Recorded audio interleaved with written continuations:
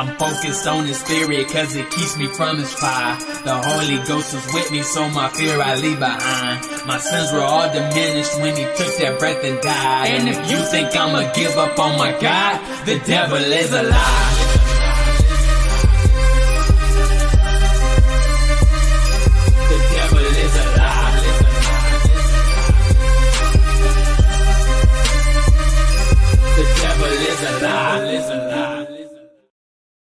Hello. Welcome to Black Tea News. I'm your host, Christina Barr, and today we're going to be talking about a couple things. One of these things is kind of blowing my mind a little bit. Kareem Jean-Pierre, who was the former press secretary of Joe Biden, is leaving the Democrat Party. And I guess I read an article, I think it was by Politico, with some of her former colleagues or people in the White House talking about it, and they're upset and they have some thoughts, and they're saying that she's a grifter. This is a grift, money-making scheme, and she joked about becoming an independent before, and that she is obsessed with being famous herself. And her book, I'll let you hear her explain it, but I guess it's about looking at people have been asking her about issues with the Democrat Party, and she's like, "Here's my solution. Here's my book." And I'm like, "But you're the problem. It's you. The call is coming from inside the house. No one should listen to you ever, babe. Nobody." Also, we talked yesterday about Donald Trump kind of baiting the Democrats on deporting or bringing up the fact that the firebomber on Sunday was an illegal alien, and just kind of waiting to see what sort of rhetoric would arise around that topic. So USA Today wrote a story about his daughter and how she had dreams of being a doctor, and now she might face deportation.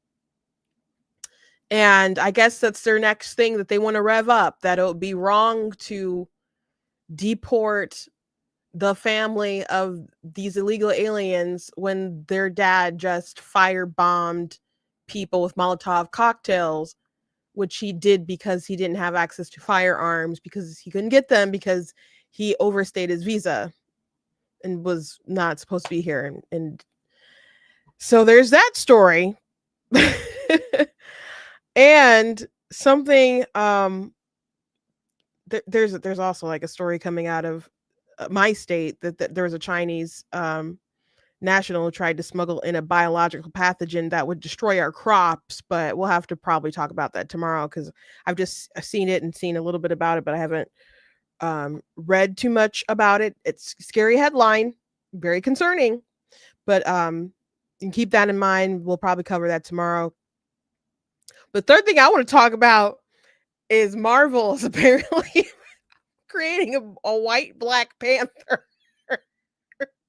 You know, the character T'Challa, apparently he has a white son somehow, who in the future is going to take his throne and become the king of Wakanda and take the mantle of Black Panther in a book. That's at least what Bounding Into Comics is reporting. So that's freaking funny to me. Anyway, before we jump into everything, I want to encourage you guys to go to blacktnews.com, check out different content, website, articles, videos, etc. If you like what I do, please consider leaving a donation on the website, because it just costs to stream and run my site, all the good stuff you guys can support. I very much do appreciate it and appreciate you guys. You guys can also support via super chats, or if you're watching back later, you guys can do stickers. If you're on Facebook, you guys can do stars. You guys can also go check out different merch that's available on the site as well, so you guys can check out t-shirts and mugs and so on. You guys can also check out some of the different books that I have written. I have nonfiction books and fiction books, mostly fiction books, but I encourage you guys to check all that stuff out. So yeah, good stuff. I don't have any other sort of announcements to get through. We can just go ahead and hop in the story. I'm sorry, I'll save the Black Panther thing to the last thing, but I'm like looking at this image, and it's just funny to me. It is so funny to me. But this thing with Kareem is really insane. Like the chutzpah. I think I'm using that term correctly, or the gall, the audacity to do this is really quite amazing. I mean, I think the audacity for Jake Tapper to have his little book tour and put out his book about, oh, we just didn't see all the things in the Biden White House going on, that he was going crazy and losing his mind, and oh, how did we miss this story? I think all that is pretty remarkable, but this tops that. Oh boy, does this it tops it. So let me play this video for you guys. Hi, I'm Corinne Jean-Pierre, and I am the author of a new book that's coming out this fall called Independent. It's coming out on October 21st, so please do grab it. And the reason I wrote this book, coming out of the White House, serving as White House press secretary was an honor and a privilege. But since I have left, the people that come up to me, strangers that come up to me, I can't even wait for you guys to listen. I'm bubbling over with commentary that I have to say right now. I know she hasn't really said anything yet, but what is so funny about her deciding to leave the Democrat Party? And she's like, oh, it was an honor of a lifetime to serve as a press secretary. We all know that she was crap at her job. We all know that she wasn't good at it. There are people who pretended like she was. She wasn't even as good as Jen Psaki, and Jen wasn't great, okay? She was a diversity hire. She was there for inclusion. She's Black and she's queer, and that's what they were so proud of, in that role. But she didn't deserve it. She wasn't the best, according to the article that I read. I think it was a political article with people's thoughts on this. They were talking about how she was obsessed with fame, while other people like under her had to really do the work. And if I can believe that, because it seemed like she wasn't as prepared as other folks should have been in that position. She just wasn't good at it. And just how utterly ungrateful she is after having this chance of a lifetime, and Biden sticking with her all the way through. If she was a Republican and she was on the Trump team or whatever, and she was the press secretary for a while, she would have been swapped out. She was a press secretary for at least 2 of the years. I don't remember when she took that position. But it was only Jen Psaki and her. She's had it for a minute. So just the audacity to do this to the Democrat Party is crazy. She's so ungrateful, and it's hilarious. And all these Democrats and people in the former administration who maybe stood up for her and gave her a shot, and knowing that she wasn't that great, and they were just saying stuff to support her, one, because she was on their team, and 2, because she's Black, and 3, because she's gay.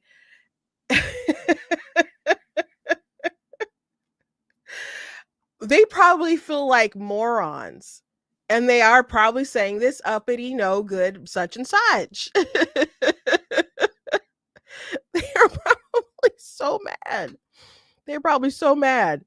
Anyway, let's continue on. So she's left the White House. She's now an independent.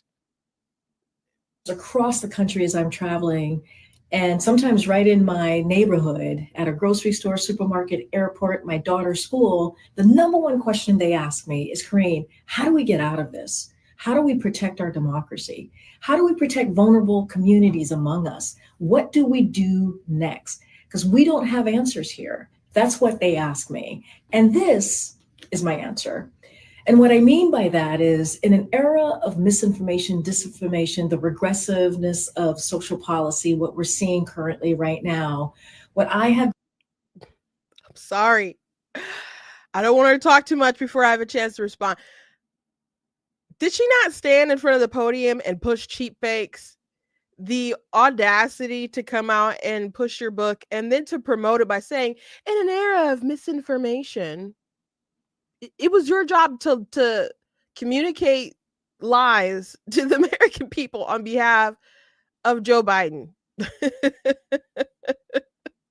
There's no way this woman did not know that he had issues. Okay. And even if they think that Tapper or people who knew about it before and would acknowledge it are exaggerating, president is a very tough job. It's not easy. He wasn't up for it, but the way that they attacked the people who just use their eyes to see things, it's just incredible. It's just incredible. Or the way they lie about or spin stuff about the Hunter Biden, legal issues, or the laptop, or Joe working with Hunter. Like maybe she was uncomfortable with it, and she was just doing her job, and it was an opportunity of a lifetime, et cetera, et cetera. But she is the face of misinformation. She is the face. If not her face, Jen Psaki's face, but she's the face of misinformation. So to utter those words, it's really amazing. She's the queen of cheap fakes. She is the queen of cheap fakes. She is.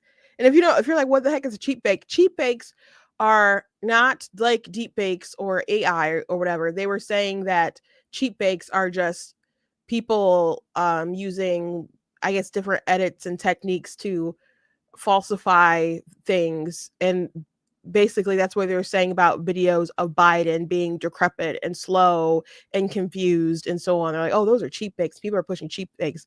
And the White House spun that, and they pushed that, and the media pushed it too. That was their narrative until it all came crashing down during the debate. So this is all really remarkable, guys. It's all really remarkable.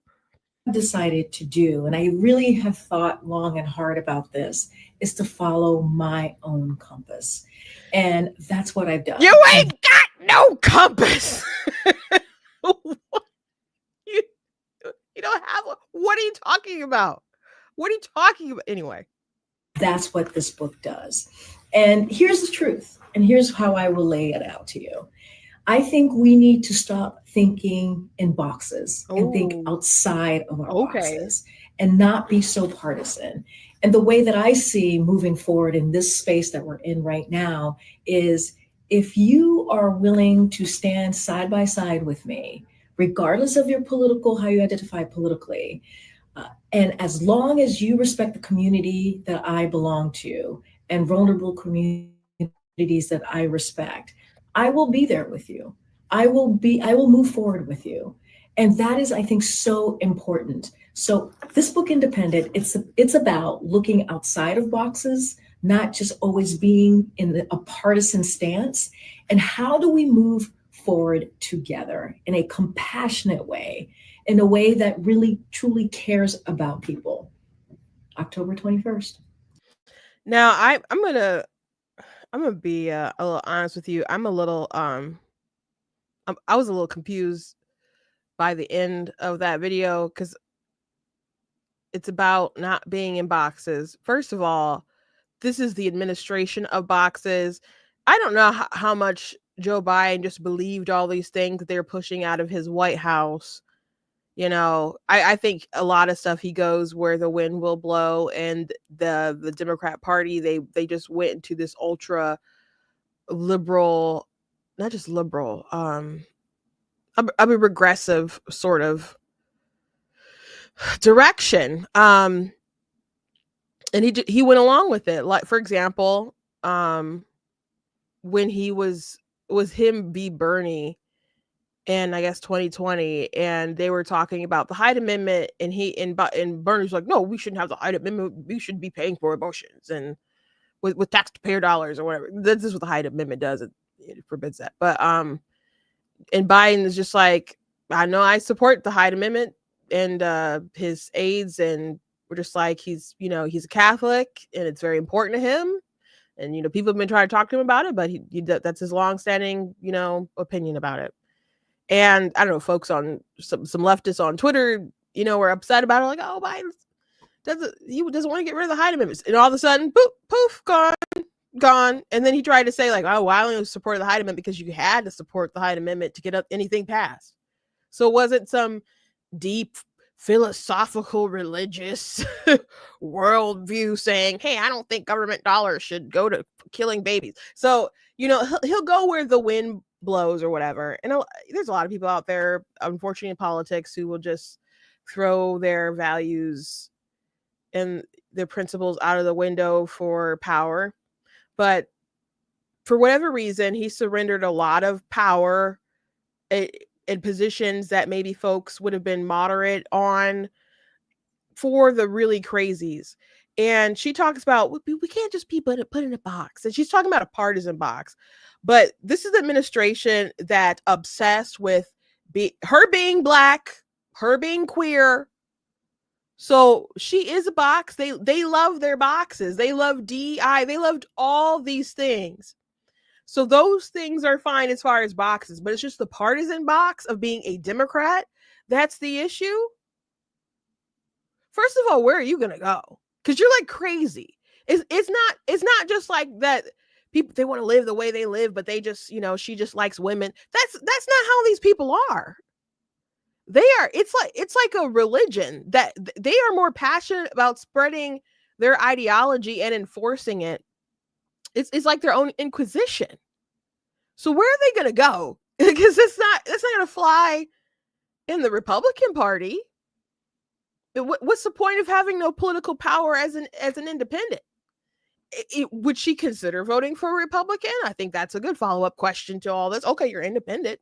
Would you have ever considered voting for Ron DeSantis?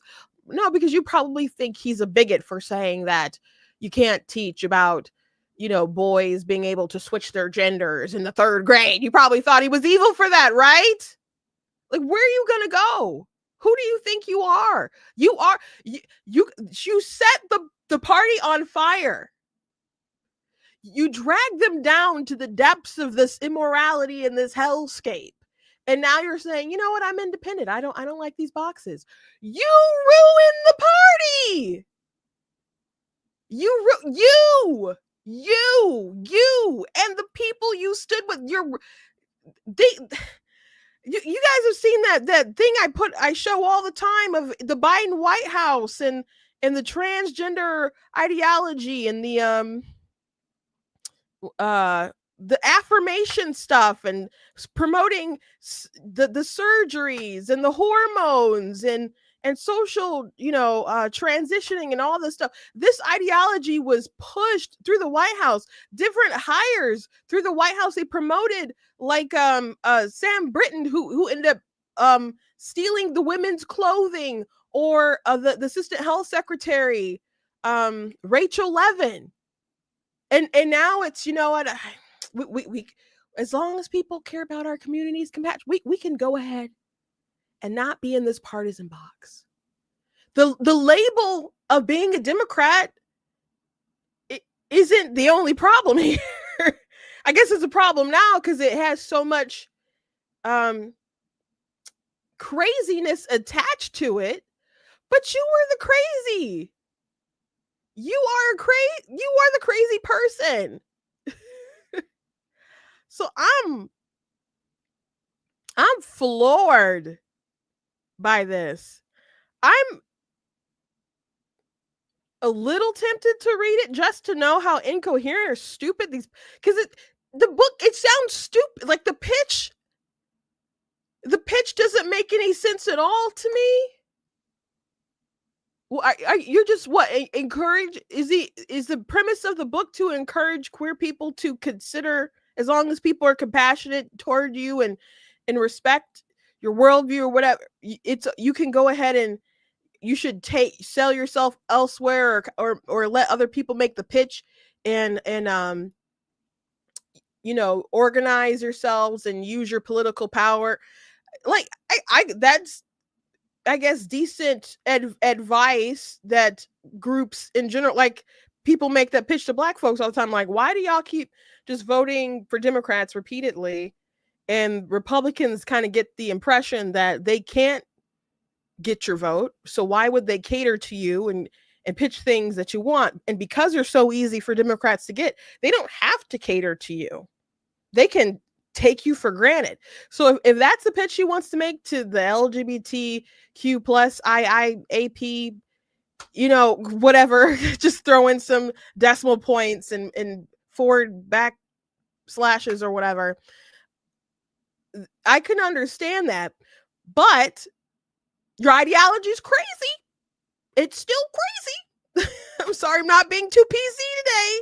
I'm just so baffled. Who else? What other group is just going to be like, you know what? Totally. It's totally okay for boys to go play in girl sports. I told you guys that I had a viral video the other day, and I didn't show you guys the viral video, but I explained it to you. But it was about in California in that the trans identifying male AB Hernandez, you know, racing and winning stuff on girl sports and stuff. And I said, if it one girl losing a trophy is terrible, and but it's not just one girl. Like, he's on a team. Like, how many other girls is he competing against, and how many have lost spots and record? Like, it's not just a one person victim crime. And even if the numbers were really small of these trans athletes, why should all these girls have to suffer because of a handful of very confused people who could still play on the boys' teams? Like, it's not really fair, and someone has to explain why it's the women who have to put up with this nonsense. Like, where's the answer to that question?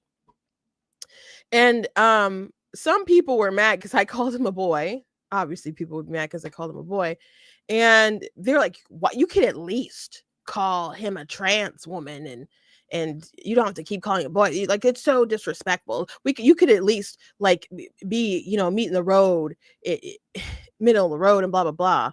And this just shows how biased you are. That's what they told me. Like, you're just so biased. This clearly shows how biased you are.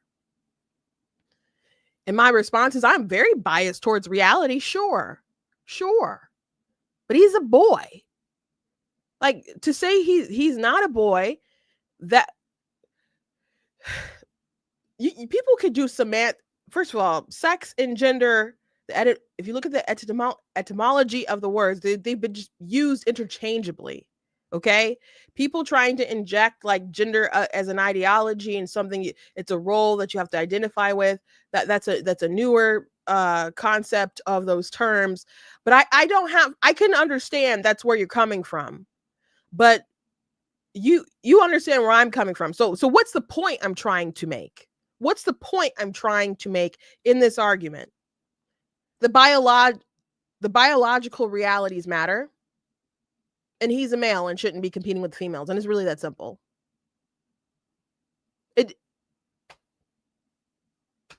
I don't adhere to your religion. I don't respect your beliefs, just like a lot of people don't respect mine. It is what it is. I still hold mine, you still hold yours. I don't have to meet in the middle. But what's important is that sports is very physical, and males have biological advantages because that's just how the genetics work. And many things about women and males and the differences that we have are not just socially engineered. There are things that are socially I don't want to say constructed, affirmed and solidified due to biological realities. Like, you don't have to be a stay-at-home mom with the baby and all that stuff. You don't have to make that decision. But those and a man can decide to do that. But the reason why we have that, or at least maternity leave, which men can take maternity leave, but traditionally we think about women taking maternity leave, is because of the biological reality that children need their mother. They come out the womb, you breastfeed, and you know, they have different maternal needs. Like, children still need to play with dad, and children get different sort of I don't know, even like the different sort of chemical reactions and things that go on in their brains are different due to how the parents interact with each other, and men are kind of more fitted to do it, to interact with them one way versus women in another way. So there's different things that are affirmed by biological reality, just kind of how we're built. Now, can there be like overlapping things? Can there be outliers? Sure. But, you know, they're not social constructs like people just invented out of nowhere. You know? They're not out of nowhere. So it's not just a performance. And if it didn't have anything to do with biology, then these people wouldn't be trying to change their physical appearances. Like someone the other day did a video. I haven't responded to it. I saw a friend of mine respond to it. And he's like, it has nothing to do with biology. And I'm like, if it has nothing to do with biology, then where's this dysphoria coming from? Like, where's the why do they have like, you know, body issues where they're like, oh, I don't like how I don't like my breasts. I want to cut them off. Like, why? It has nothing to do with that. Why are they trying to get away from how they are physically if people don't view that in the terms of gender at all? It's just silly. But anyway, if that's your contention, and if you're mad because people will dead name you or not respect your pronouns and stuff, you think you're just going to wade as an independent and that you're going to be able to amass political power. Your tactic was to take over, be very loud on the Democrat Party, weaponize empathy and compassion, you know, make people lie for you, make people push the lie. And now someone who's been so pro, you know, identity politics is saying, hey, I'm an independent. Okay, you can be independent, but I think you're still a Democrat. You just know the phrase is kind of toxic right now. And it's really not popular. And you want to get money dunking on your side, which is lucrative, by the way. There was this Democrat operative. I can't think of her name, but she's an Asian woman. She was like fundraising, doing all kinds of different things for Democrats. And like the day of the election, I think the night or the next day or whatever, she was already like turning the tide, flipping tables on the Democrats. Like, Democrats did this. The problem with Democrats, I don't want to be a Democrat anymore. Okay, but you were just all in for Kamala Harris like 2 seconds ago. And now your side lost, and your side lost big. And Republicans look kind of cool for some reason now. I mean, you know, we can, you know, guess the different reasons, but you know, they're on the outs and we're on the in. So they can trash their side and be like, this is why I've changed. This is why I've converted. And they'll get all this airtime like, oh, this former Democrat said this. So go on Piers Morgan's show. And, you know, they're going to be like, oh, yes, she's spilling all the tea. Even this former Democrat is saying this about the Democrat Party. They know how it is. Like, I'm a former leftist. I'm a this. I'm a that. I'm a former that. It's very lucrative to do stuff like that. It's I guess kind of more boring to be like, yeah, I'm a lifelong conservative. I've always had these views. I've always been right. Like, it's not as exciting, I guess. So this is insane. Let me see if I can find her. It was a description about her book.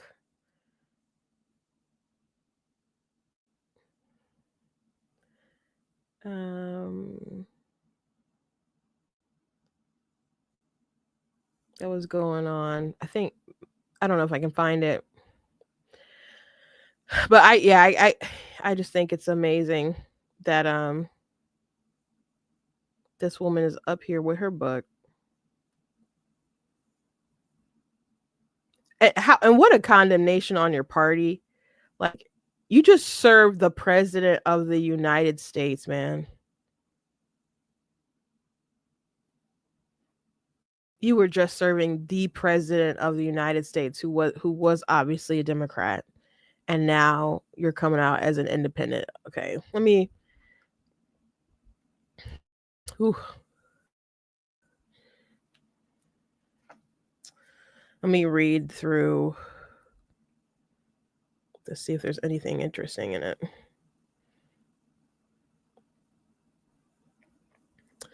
And then we'll move on.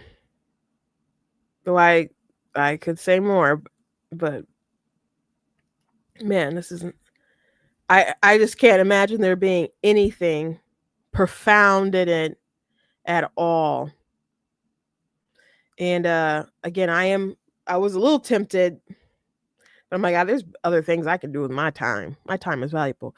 A groundbreaking revolutionary I'm sorry, relatory assessment of America's broken two-party system. Okay.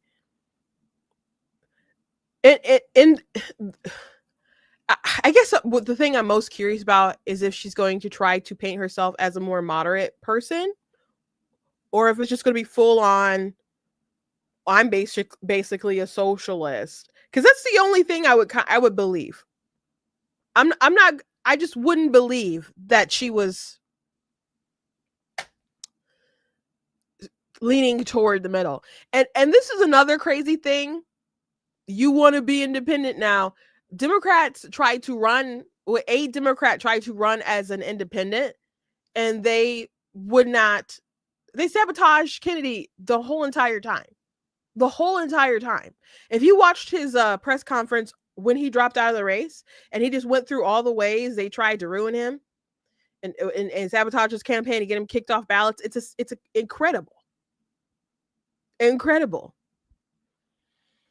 On a side note, Biden was asked about people saying, that asking about him running again and if he should have dropped out earlier and all this stuff. And his response was, well, they could have ran against me, which is hilarious because it's true. And we've been saying that. But the DNC and the Democrats would not allow it.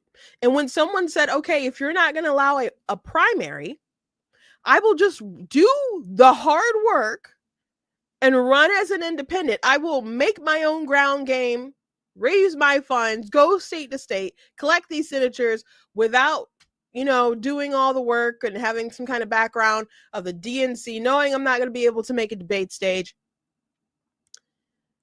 And they tried to shut him down any way that they could. And she served that in that party, and she served that president, and now she's a freaking independent. It's just hilarious. In a country obsessed with blind loyalty to two-party democratic system, Karine Jean-Pierre, former White House press secretary to the Biden-Harris administration, shares why Americans must step behind party lines and embrace life as independents. Jean-Pierre didn't come to her decision to be an independent lightly. She has served two American presidents, Obama and Biden. In 2020, she joined Biden's campaign as senior advisor, becoming Harris's chief of staff. And then 2 years later, White House press secretary. And you worked for Kamala Harris, too, under her. Kamala Harris is as crazy and left as you can get, man. After becoming Harris's chief of staff, then 2 years later, White House press secretary, she takes us through the 3 weeks that led to Biden's abandoning his bid for a second term and the betrayal by the Democrat Party that led to his decision. In an urgent, timely analysis, Independent urges all Americans to vote their values and maintain individuality. This is so insane. When people know you by your identity, by your gender, by who you like to bang, if that's the thing that you value and the thing that you've pointed out and praised and celebrated for such a long time, and you made it such a big thing in the White House, it's just kind of hilarious that you'd be talking about how important it is for people to maintain their individuality within party lines. She presents clear arguments and provocative evidence as an insider about the importance of dismantling the torrent of disinformation and misinformation that has been rampant in recent elections and provides passionate insight for moving forward. In a hard hitting yet hopeful critique, Jean Pierre defines what it means to be part of the growing percentage of our fractured electorate that is independent, why it can be worthwhile to carve a political space more loyal to personal beliefs than party affiliation, and what questions you need to ask yourselves to determine where you fit politically. As a history maker, veteran public servant, political analyst, and an independent thinker, she urges Americans to think outside the blue and red box as we consider what's next to save our democracy. That is funny. That's interesting. Um, I don't like when people who aren't independent like say that they are. I mean, you don't have to be affiliated with any party if you don't want to. But there's plenty of people I'm sure who you might know who say that they're independent, and you're like, bro, you're a Democrat. Maybe they don't like to say that, but are they going to probably vote Democrat and never vote Republican? Do they share a lot of values that are basically the same as the party platform? You know, I would, well, I was going to say I would wager I'm more of an independent than she is, but um there's some things in the Republican platform, we've been through this before, that they change or altered or softened that I wasn't happy about. But but I'm still Republican. Maybe things will, fade after kind of the Trump era and it'll kind of go back to being more conservative, I guess, but I don't know.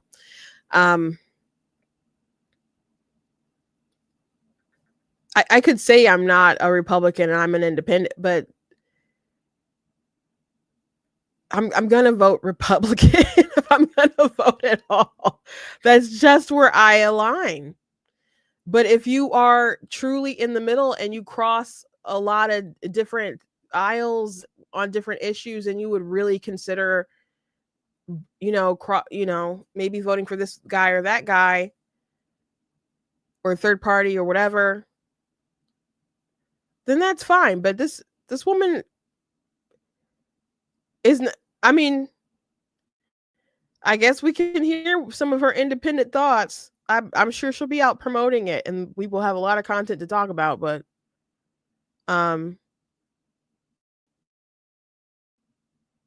this woman is not an independent.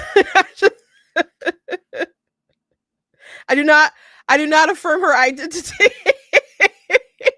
I don't, man. Anyway, moving on. We talked this week about the horrific fire bombings that happened in Colorado, where there was a Egyptian national who came to the United States and he overstayed his visa during the Biden era, and it got extended during the Biden era, and I think his extension got inspired in March. He wanted to wait to do some kind of attack after his daughter had graduated. So he decided to firebomb. He made some Molotov cocktails and he started burning people in Boulder, Colorado. It was a march of people who just wanted to raise awareness for the hostages still in Gaza. And there's a video that was released, I guess, before the incident as well. I can go ahead and play that as well. But he's just, got jihad in mind. But horrific. I just, for someone to do that is just insane. And in the United States.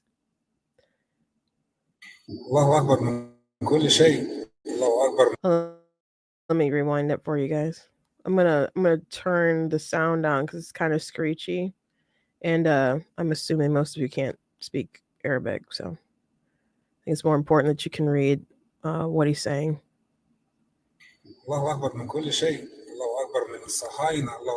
Sorry, I didn't know I'd be blocking. Let me get rid of my screen.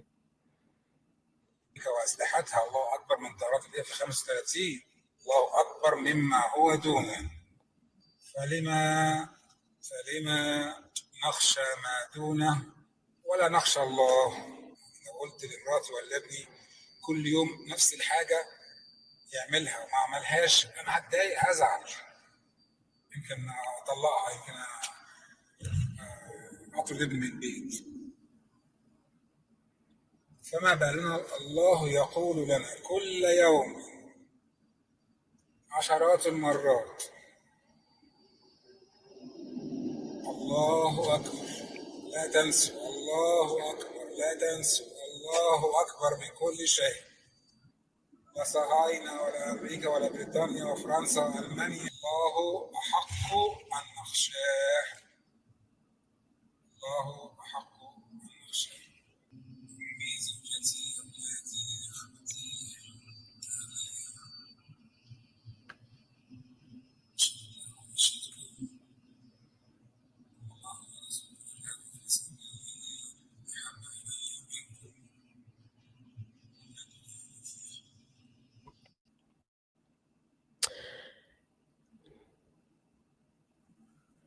Yeah, so devoted to the jihad, but he had a daughter um who the USA Today is made an article about, saying, oh, well, had dreams of being a doctor and now she might get deported. And they want to make a sympathetic story. And I don't know if their article dropped before the White House did this. Now, I've already spoken before in the past about how I don't love the kind of administration stuff that they do. I mean, I think this should be done, but just being like 6-1 ticket for Mohammed's wife and 5 kids, final boarding call coming soon. I feel like it's a little too online troll for the White House page. But I agree with that sentiment, though. And I assume they think that most of their supporters, or a lot of their supporters, will agree with the sentiment, and maybe that's fine, and they want to rev them up and etc. I would just kind of rather that they do it. But at the same time, maybe the point of posting something like this is to trap the media and the Democrats into promoting things like this. Well, not promoting things like this, but talking about how cruel it would be to deport the family of illegal aliens when the father is such a radical who doesn't fear the government. He doesn't fear consequences. And he loves, I guess, his duty as a Muslim to take out the Jews and so on and do jihad more than he loves his family. And I don't know how much of that ideology is passed down to his family. But if they're all here illegally, they can go. They can go. They can go. And USA Today and whoever trying to run puff pieces on them, people point out, like, where are their profiles on the people who were actually harmed, who actually hurt? Like, where's that? So if they go down this route, and I do think sometimes when people say Trump is playing 3D chess, 4D chess, I think it's a lot. I think people are reaching sometimes, and maybe sometimes it's not even him. Like, he doesn't run all these accounts or whatever. I think sometimes there's a plan, and I think sometimes these people obviously fall for it.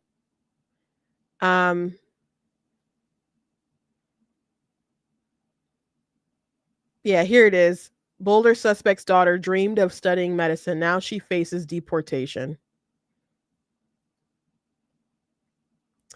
Yeah, I don't care. I mean, I do care. I do care. I'm just not sad. I'm I think they should go. And you know what? When when people do immigrate to the United States and you have some family over, and you want to bring over more family, and the people who've immigrated or whatever, who are here, who assimilated, who are contributing to society, who went through the process, who hasn't caused any trouble, that's a good reflection on people who would come over, because they have that stability there, maybe financial support or whatever. They don't expect them to be drains on society. They don't expect them to be troublemakers and so on. You're more likely to have an inroad. If your dad just firebombed some folks and you overstayed your visa, some of these folks, there were people who decided to self-deport. Apparently a lot of Indians decided to self-deport because Trump and them were like, you can reapply if your stuff is overstayed. You can reapply, but if we catch you and you're over, you're not coming back here. So there are people who just decided to voluntarily just leave the country. ICE didn't have to come knock on their door and drag them off and ship them to Venezuela or somewhere. They just decided to go. Okay. It's, if you've overstayed a visa, man, things are not about to be good for you. They're gonna be, after this story, they're really gonna be pushing to get rid of folks. Let me read. I haven't read through this story. She moved to the United States with a dream of studying medicine. She has stepped off her high school graduation stage in May. Then her father, Muhammad Solomon, drove to Colorado Springs, Boulder, on June 1st, picked up an 87 octane gas and flowers, and made fire bombs that he threw at a group of Jewish marchers on Pearl Street, investigators said. The attack left a dozen people with serious burns, local law enforcement said, including an 88-year-old Holocaust survivor. Solomon told investigators he planned the attack for a year, but had waited for his daughter, Habiba Solomon, to graduate high school. Oh, dad of the year there. Habiba Solomon, her 4 siblings, and their mother are now his latest victims. The family was arrested by immigration officials on June 3rd and could soon be deported. The crimes of the father have placed a target on the backs of the family at a time when the Trump administration is ramping up deportations of immigrants, regardless of legal status. The administration is That's not true. That's not true. The administration is enforcing a catch and revoke immigration policy, removing any immigrant, including visa holders, charged with criminal activity. Well, you don't have if you have a visa and you're not here as a citizen, you have a permission slip to be here, and it could be legal that you're here. It could be legal that you're here.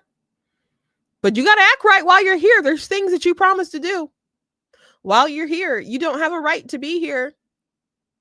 You have permission to be here, but you don't have a right to be here. So when daddy starts setting people on fire, it's just a little concerning. It's just a little concerning. Muhammad Solomon, an Egyptian immigrant who overstayed his visa, had moved to the U.S. from Kuwait. The immigration status of Habiba Solomon and her siblings is unclear, but the family it's unclear, but y'all just decided to write this little puff piece. So how do they know that they haven't overstayed and they're illegal too? And they did all this framing about how they're just rounding up people regardless of their immigration status, and they wrote this without knowing for sure what was up with the family. Seems a little weird, but the family is in the custody of Immigration and Customs Enforcement officials, according to Homeland Security Secretary Kristi Noem. The terrorists will be prosecuted to the fullest extent of the law, Noem said on the X platform. We are investigating to what extent his family knew about his heinous attack, if they had knowledge of it, or if they provided support to it. Well, that's worth investigating for sure. The White House has taken to acts to highlight the potential repercussions of Muhammad Solomon's wife and 5 children potentially face for his actions. 6 one-way tickets for Muhammad's wife and 5 kids. Final boarding call coming soon, the White House said. FBI and the police officials have said the family has cooperated with investigators. After his arrest, Muhammad Solomon said he hated the Zionist group and did this because he hated this group and needed to stop them from taking over our land, which he explained to be Palestine, FBI agent Jessica Kruger said in an affidavit. Solomon hinted he was on a suicide mission. He told law enforcement, "Oh, how brave of you to put your family in this, this situation and wanting to go, die for Allah and end up with your 70 virgins." And there's some I'll keep it PG, but there's something else that I learned that some Muslims believe that they get, but I'll just leave it PG for now. He told law enforcement he left an iPhone at his house, hidden in a desk drawer with messages to his family. He also left behind a journal. Records said his wife later handed over to police an iPhone 14 used by Solomon and the other members of his family. Before the attack, Habiba Solomon had written about her hope of accomplishing great things. "Coming to the USA has fundamentally changed me," she wrote in an application for Colorado Springs Gazette Best and Brightest Senior Class Scholarship.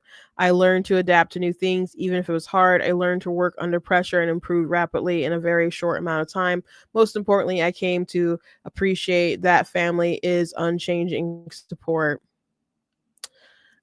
She decided to study medicine after watching her father learn how to walk after a difficult surgery. "It was like magic," she told the Gazette in a profile celebrating her winning one of its scholarships. Habiba Solomon was among 20 winners of the Best and Brightest Scholarship, according to Christopher P. Reen, chair of the board of Gazette Charities. Recipients were selected through a highly competitive process and evaluated academic excellence, etc., etc. Yeah, this is really a puff piece about this girl, man. There's some more to it, but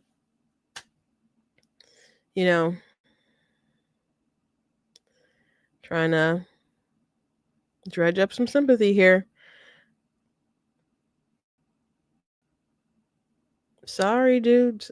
One thing that could really help to end a lot of this crisis, though, is people standing up, not just condemning ideologies or radical Islam or whatever, but people just talking about the fact that it's not true.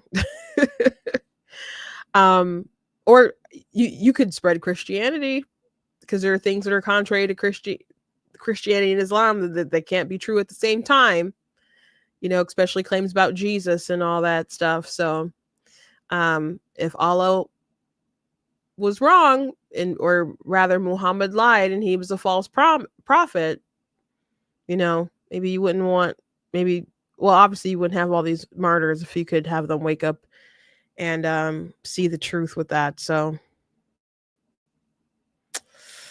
easy way to stop this radicalization. But unfortunately, there's a lot of people too afraid to even criticize it at all. Did you guys see the guy Adam Ruins Everything? He was on Tim Pool's show, and he's like, "Oh, I'll make jokes or whatever." And Tim Pool was like, "Would you make a joke about Islam?" And he's just like, I don't have any jokes. And he was just, it was like pulling teeth for him to finally say that, if he had a joke, then he would say it in a overseas or whatever. But I'm like, I can think of some jokes. But a lot of people are afraid to do any sort of criticism because, and the reason why Andrew Tate decided to convert to Islam is because he respects the fact that these are his words or his the way that he sees things. He believes that they'll defend their religion with violence, and he respects that. Which I played a clip of some of his sayings about that before on the show. David Wood has a good video about it. Anyway, last thing I want to mention to you guys today that I have time for anyway, which we will be going a little bit over, but that's fine. Marvel has, well, let me start off this way. Do you guys know when there's like casting of the Little Mermaid or something, and everyone's like, "Oh my gosh, she's black! Like she's not supposed to be black," and people are like, "It's not a big deal. It's fiction. She's just a mermaid," and people have different responses like with that in different characters that they decide to change black. Like How to Train Your Dragon is coming out. One of the characters, Viking characters, main female character who's supposed to be white and blonde, is being cast for that by a very light skinned but still black woman who's going to have, braids. So it's you just see examples like that all the time of the race swapping. So sometimes in retaliation or pushback, people will say, "Oh, how would you guys like it if Ryan Gosling played Black Panther? How would you like it if there was a white Black Panther? You guys wouldn't respect that and say, 'Oh, it's just fiction.'" Or in the case of Marvel, be like, "Oh, it's just another universe." You wouldn't respect that. You wouldn't be okay with that if there was a white Black Panther. You wouldn't like that at all. And so sometimes this image will pop up. I don't know who drew it or made it or whatever, of this white Black Panther to get people, to see their own stank about the issue or whatever, their own hypocrisy. Marvel has now decided to make a story about a white Black Panther. And that's him. So Bounding Into Comics is reporting it. And I'm not going to read through this whole article, but the gist of it is there's a future story that's coming, or the story is about what's going to happen in the future. In Earth 616, Earth 616 is the main timeline, is the main universe, Marvel universe. T'Challa is going to be, he's going to be challenged for the throne of Wakanda by his white-skinned son, Katime. And I think that's kind of hilarious that, especially because Marvel is so woke, Disney's so woke, and that doesn't mean every writer is woke, and maybe, I don't know, story is really about and I don't know who this kid's mother is, by the way, colonizing, and it's gonna have a big like woke whatever at the end of the day. Maybe it's a commentary on gentrification or something along those lines. I don't know. I don't know. But it's in the meantime, for what we do know, it's kind of funny because it is the meme. The meme has come to life. So and this is a see, this is like an older T'Challa fighting his mess son for the leadership here. And sorry, I don't know why this keeps like scrolling down. And then after he wins, he's like, "The throne is mine." And it's this white guy. Someone said the shift is happening. The shift is happening. Oh gosh.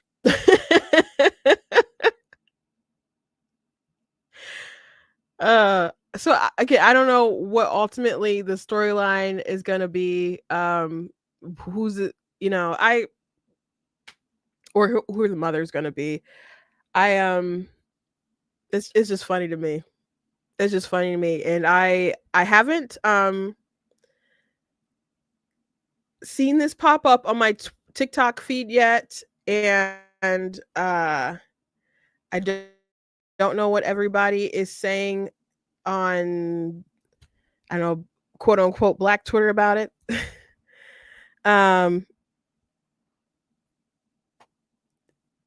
It's just funny to me. It's just funny to me. So I will, because this is a meme, and it's been a meme for a while, and they just embrace this meme. So maybe one day Ryan Gosling or Chris Pratt plays a lot of things. I don't see Chris Pratt doing it. I guess he's already Star-Lord, you know.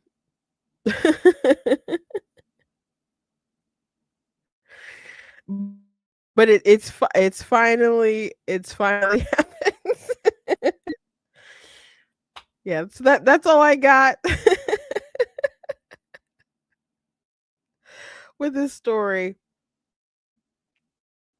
Thank you for joining me today for Black News. Please go to the website, check out different content, articles, videos, etc. If you like what I do here, please site cost my site, all that good stuff. So if you guys can support it, I very much do appreciate it. Appreciate you guys. You guys also check out different merch that's available, like different mugs and t-shirts and so on. And you guys can check out my different books. My book, there's links in the article that'll take you to an Amazon page where you guys can check out my content. God bless you guys. And